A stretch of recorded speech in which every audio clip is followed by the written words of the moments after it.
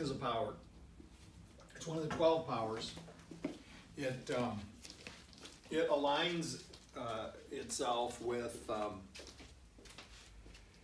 the 8th step in the recovery programs. This inner strength. It's not like puffed up and boastful and like overbearing. It's a quiet confidence that arises out of spirit within us.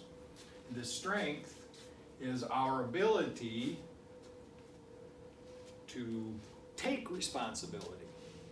So we have this inner strength provided for us by God, who somebody this morning asked me in Spanish.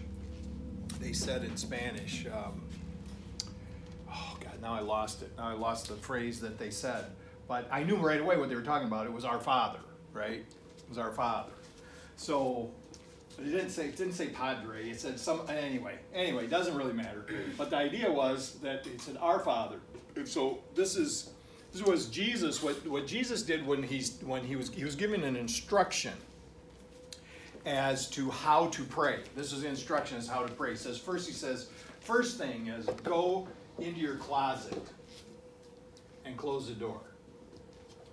Now, what if you didn't have a closet?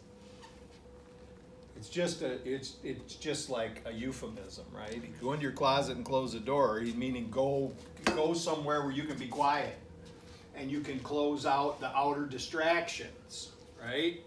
And then he said, and pray like this, our Father. So he starts out with this kind of a big idea. Now, it wasn't a new idea at the time, but it was a big idea, all right? Especially in line with this thing that has happened afterwards, where somehow we've separated Jesus from the rest of us. Where he would, if he would have had the opinion that a lot of latter-day people have, he would have said, my Father. He would have said, our Father, right? But it also is this great message to say, to know that when you are praying to God, you are praying to everyone's Father, not just your Father, right? So this in that line, in those two words, is this whole inclusion of everyone. So, our Father. And so on Father's Day, we think about this, and of course, more recently in the development of the spiritual pursuit, we have it was fashionable for quite some time in a lot of New Thought churches to say Father, Mother, God, right? And I'm okay with that, because sometimes I like throw that in at the end that God is. She's expressing herself, right? As us, right? So, okay, so that's fine. But this idea of we spring from, somewhere where we spring from. So God then is like this wellspring. And when we think of our own physical fathers, in a similar kind of a way, I mean, and in literature it said things that were sprung from his loins, right? That kind of, that's archaic though. Nobody says that anymore, except me. So, but this idea that this is like a generator of us, right? The Father generated us in some way.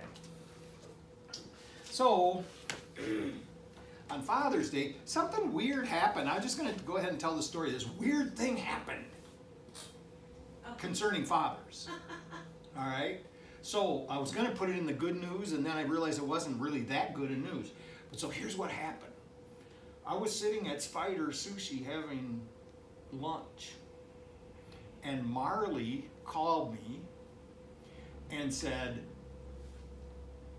your first cousin is trying to get a hold of you. She has emailed me, or she emailed the church, or I don't know. I don't even actually know how this happened, but Marley's sitting at my computer and an email popped up for me from this woman saying she was my first cousin. And I said, no, I said, that's not. I said, and I'm counting them. I got 3 aunts. Yes, that's it. I got 3 aunts. And I know all of their kids. And I'm pretty sure they don't have any kids that I don't know about. Pretty sure. And she says, well, no, she's done the research. You know, we did this Ancestry.com some time ago, right?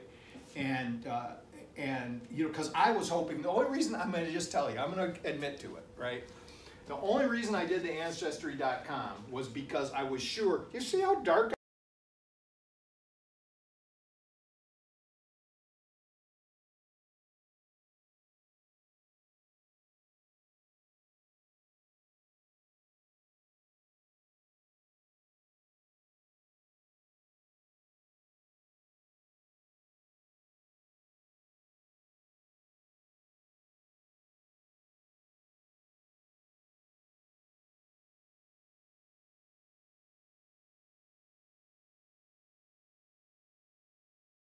all this Western and Northern European lineage, right? So I didn't even want to come and tell you that. But anyway, that's a side story. So as a result of us doing this Ancestry.com, you know, there are a lot of people out there on this Ancestry that they make it like their hobby. This is like they are so focused on this thing. They are like building family trees back like 1,000 years if they can do it, right? Mm-hmm. And they spend a ton of money doing it. Well, it turns out that this woman has done that. She built the family tree, and we didn't do that. We just paid for the general like analysis, right? She went and went into it, and I showed up on the family tree.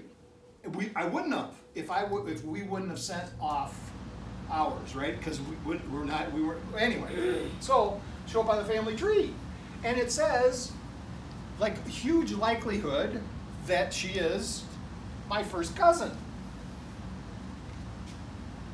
It was actually less likely that she was my second cousin. So what I'm thinking, there's no possibility this can't. I mean, I'm just going through my mind. And I'm thinking this can't be. But Marley is a detective. And she immediately starts calling. She calls my sister and tells my sister that this has happened. And my sister's a suspicious person in a lot of ways. And so she thinks about it for a second, and she calls Aunt Joyce. And Aunt Joyce is 88 years old. And Aunt Joyce says, oh, Kimmy, I gotta tell you, Phil was not Greg's dad. So the guy that I thought was my dad my whole life was not my dad, is what his sister tells my sister. She says, only your mother's sister and I knew the story, and we didn't tell anybody. Didn't tell anybody for 66 years they held this. Now I'm telling you, that is somebody who can hold a secret right now. Right? And so Phil is not my dad. Now that explains some things, all right? That explains some things over the years, but I'm going to say this. So I'll just tell you what happened. This is a story as we have reconstructed it. My mother was a freshman in high school. She was dating a senior, and she got pregnant at the end of the school year. She didn't know it at the time. He didn't know it. He was already signed up to go into the Air Force upon graduation. He graduates, he goes into the Air Force. After he is gone, my mother starts dating Phil. And then finds out she's pregnant. She tells Phil. And he's in love with her at this point. Now look, that was me speculating, but I think that was the case, okay? And he says, okay, let's get married. It's fine, let's just get married. And they did. And so here, look at this now that was in his character too, to do something like that's one of the things he would have done. So they and they don't tell anybody else but Phil's sister and my mother's sister. They tell no one else. So the guy who is my father never knew. As far as we can determine, he never knew. So far. Now, so I was going to say, when we were talking about good news, I was going to say, hey, I got a new father. I got a new family. But then I was going to say it really wasn't good news because he died too. So then I text out to a couple of people. I just thought it was, I text out, I said, you know the face that goes like this? The emoji that goes up from the guy on the bridge, right? That's got that, and I said, I'm an orphan. And then I text back, I said, I mean, I'm a bastard. And then people said, we know. So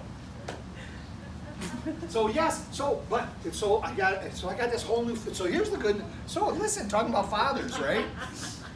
So talking about fathers, you did. So here's what I want to say about that. So Phil and I, we didn't really like get along that well. But I will say this, that in a lot of ways, especially when I was young, he was a father to me. When I got into my teenage years, I think I was a difficult kid to be a father to. So I'll just give him that, right? Then it started to like fall apart. So anyway, I don't know if I told you guys this or not, but it's good for this story. I was talking to my son after Phil's funeral. All these people were coming up to me and saying what a great guy he was. Everybody. And they weren't just saying it because it was a funeral. I could just tell that he had really helped them. And that they really thought he was this great guy. And I was actually thinking, I was thinking, but I knew it was true. I knew that was true for them, right? But really I was thinking, that's not how I see it.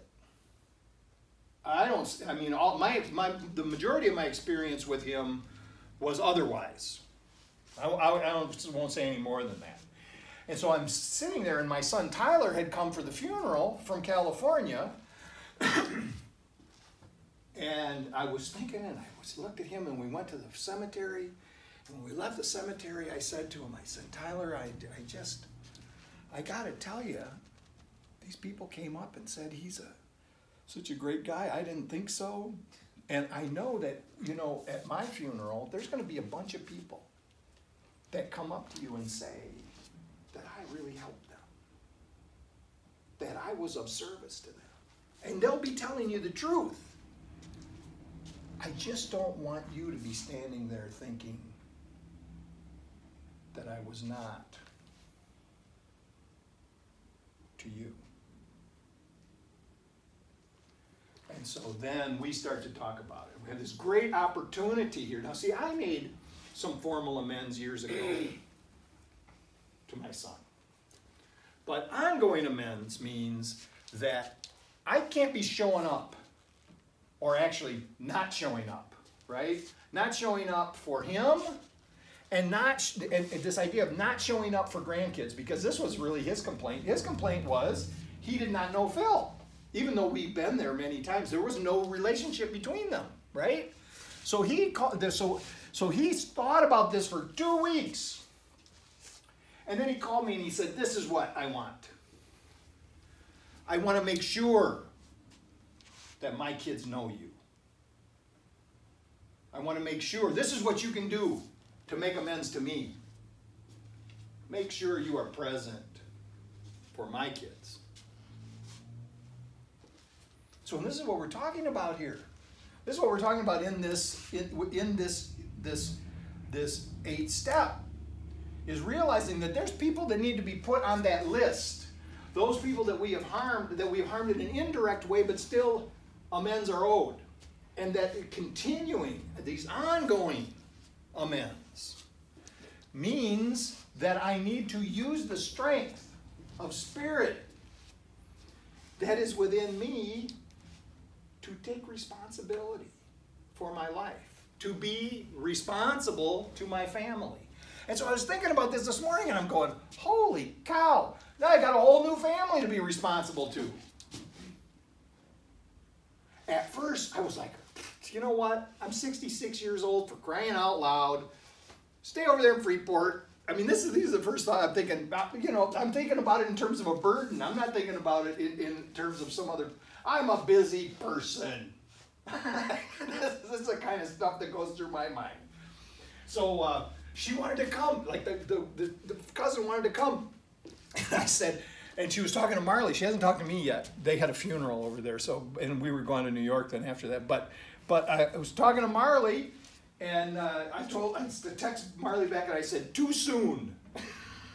This is all I could think of to say. But yes, and here's the reason there's some responsibility. The responsibility is for me to, at the very least, communicate with them to the extent that they want to. At the least. That's my responsibility for this, right? To do otherwise, well, first, it might cheat me out of some really great experiences, right? Certainly cheat me out of the opportunity to be of service in some way, which is always good. So listen, I was thinking, and this is it. So we got this inner strength that we apply in one way, so we can make a list of the people we've harmed, become willing to make amends to them. But it's much bigger than that. This inner strength that allows us to be able to do that sort of thing is the strength that allows us to take responsibility in so many ways. And so I'm writing the 8th chapter in the book that we're trying to get done here in the next month. And I realized this 8th chapter was only about half done, and I was thinking about this responsibility deal. And I had written about taking responsibility before, but here's some new ones that I just realized that I have to write little meditations about. This isn't, now I'm not trying to overwhelm anybody, but here it is. So I'm responsible to my family. I am responsible for my community. Think about that for a minute. I'm responsible for my community. And I didn't put in here I'm responsible to my community. I am thinking more in terms of I'm responsible for my community because there's a role that I need to play to improve my community. That's my responsibility. I am responsible for the state of my state. Illinois. Oh, listen, you want to hear the I don't know, I think it's bad news in one way, but it's good news in the other. The National Review, which is really a nonpartisan publication, National Review rates the governor, Bruce Rauner, as the absolute worst governor in the country. Now, the reason I say that's good news is because we can get rid of them if we should choose to. So, I am responsible for the state of the state. I am responsible for the state of the nation. I say, wait a minute, that's too much. And I don't even know I wrote that. I write this down and I go, what? I gotta be responsible for the state of the nation now. There's one person. Because, and this is why the sign outside, this is why I put this up on the sign, why Priscilla put it up on the sign. Speak out and sometimes act up. We all know about acting up, but in the past we have acted up probably for other reasons. But it's important for us to let our voice be heard, and sometimes we have to let ourselves be seen. So how about this? I'm responsible for the condition of the planet. I saw a study once that said, there are all these, we're being encouraged to pay attention to ecology. And I saw a study that said, really, your individual efforts probably can't stem the tide, right? This was kind of I thought it was a negative deal. But I thought, well, does that mean I shouldn't try? So here's, just something that's been in the news in the last couple of weeks. Tell the server in the restaurant, no straw, okay? Just tell them you don't need the straw. Unless your teeth are very sensitive. Then you should probably carry a straw with you. You don't need the straw. And if you wonder why I'm saying that, just Google it. You will see. It's a mess. It is a freaking mess. So, and I saw a guy, this inventor, just last week, they just released, he found a way, he's got this gigantic rubber buoy that he has designed to sweep the garbage out of the ocean. Some people were still concerned, they thought it might be a disturbance to marine life, but I'm saying, man, that garbage has got to be a bigger disturbance. Come on, let's get this sweeper out there and get to work. Good jobs, right? Good jobs on the open sea. I'm responsible to the universe. Whoa. I'm not responsible for the universe. That would be my Father. Our Father is responsible for the universe. We are responsible to the universe. And what I mean by that is we need to use the strength that is within us to allow all of that creativity to come forth and give gifts to the world. This is our responsibility, to take all of that power that our Father has invested in us and spend it liberally in the pursuit of harmony. That's enough.